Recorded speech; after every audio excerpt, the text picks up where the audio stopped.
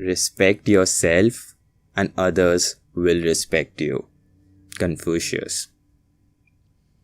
I connect to this saying and I feel self-awareness shouldn't be confused with self-consciousness. Respecting oneself can come by realizing one's strengths, one's weaknesses, and it's humbling to really learn about your true self.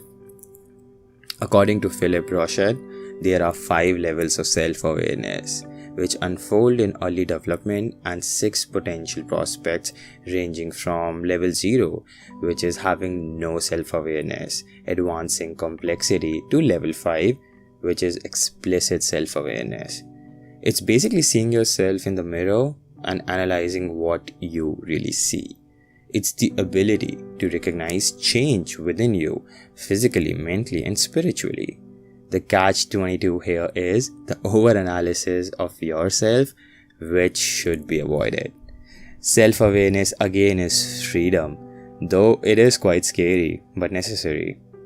The real challenge that presents itself is both explicit self-awareness, but realizing the judgments that other people have of you doesn't all translate into what and who you really are.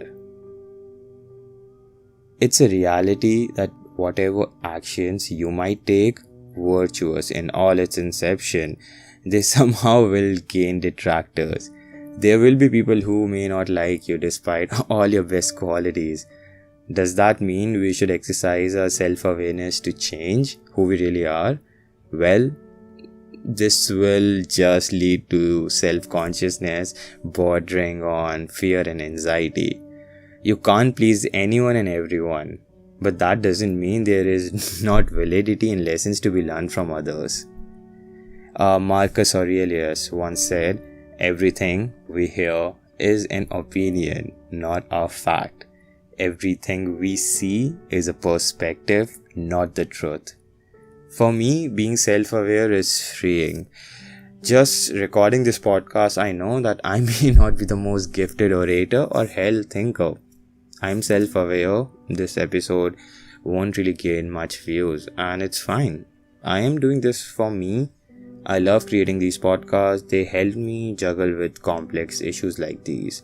Similarly, realizing that you may not be the most brightest, smartest, talented, and beautiful can be actually freeing. You have the right to feel good about you. You have the right to look at a mirror and just smile instead of either narcissistically loving yourself or being overly conscious of how you look. A good indicator of a self-aware person and the freedom that it can bring is when that person's ego is not hurt when someone makes fun about them. They might self-deprecate and just move on, taking power away from someone else's judgments. Similarly, a lack of self-awareness is catastrophic. Often the case with people with a lot of narcissistic tendencies and people who don't really know how to hold a conversation. Have you ever been in these conversations where it's all about that person, or where a person just speaks without even listening to you? Those are painful, I know. Again, we all make these weird faux pas on a daily basis. Talking over others, not listening to people, maybe humble brag without realizing, and we have to check our behavior instantaneously to avoid such future faux pas. It's painful to acknowledge your shortcomings. Mind works in weird ways too. It will play back those memories where you embarrassed yourself. But, instead of pushing them away, embrace them. You are human. You are allowed to make mistakes, and you will make them in the future. You will embarrass yourself in the future too. But recognizing your shortcomings and reflecting on them frees you in kind of making peace with everything. Again, don't be overly critical of yourself. Then you won't be able to kind of cope with the reality. You will feel underconfident, but just be self-aware to realize that you have shortcomings and you are open to other people's honest feedback. Make sure that you surround yourself with friends and family who are kind and polite to let you know if you ever make a mistake. Not overlook them or really harshly scrutinize them. Eventually, you have to be your own true judge, learning to look yourself in the absolute bare truth. Embrace your shortcomings, work on them, eventually to feel empowered over weak. Self-awareness is freedom. Don't take anyone else's opinion too seriously, but not too lightly as well. Build an introspecting outlook to filter out critics that are too harsh or are too pandering.